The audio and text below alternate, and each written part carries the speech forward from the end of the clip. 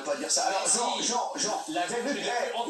Messia, vous avez vu que Martine Aubry aussi a dit que Éric Zemmour n'est pas le bienvenu à Lille. Mais elle est de quel bord?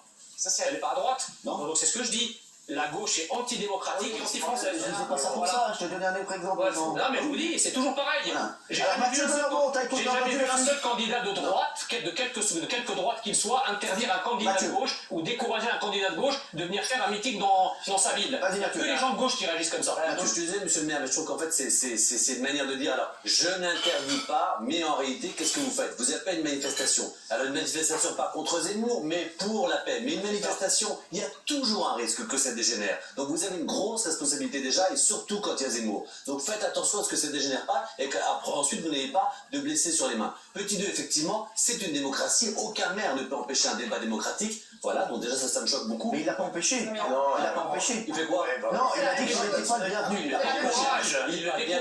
Oui, il décourage. Il décourage BFM, il appelle à une manifestation, effectivement, Il est contre la liberté de la presse. Une manifestation, ça se déplace. Donc encore une fois, et qu'est-ce que vous faites aujourd'hui? Laissez-le répondre. Mais personne n'a interrogé pour le moment sur qui va parler à la manifestation. Parce qu'on s'en fout. Qui va parler à la manifestation? Les 900 pour la peine. On a fait à Montreuil un concours d'éloquence avec tous les lycéens. Nous avons proposé que les gagnants du concours d'éloquence viennent s'exprimer, donnent leur point de vue.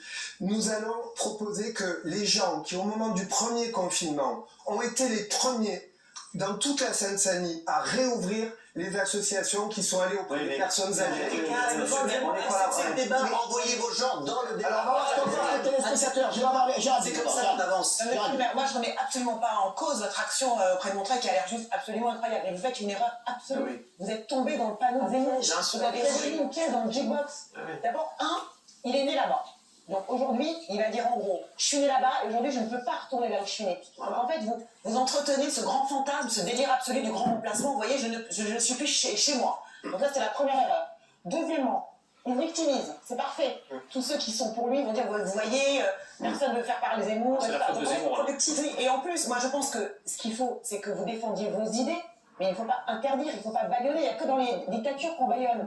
Moi, j'ai rien interdit. Mais si, de fait, mais je fais quand même une remarque, c'est qu'il y a des gens dans le débat public qui n'ont jamais droit à la parole. Regardez le sondage. Oui, à 65%. Et non à 34%. Alors, on va revenir là-dessus dans un instant avec Adam. Non mais attendez, On va se retrouver dans un instant et on parlera d'autres choses.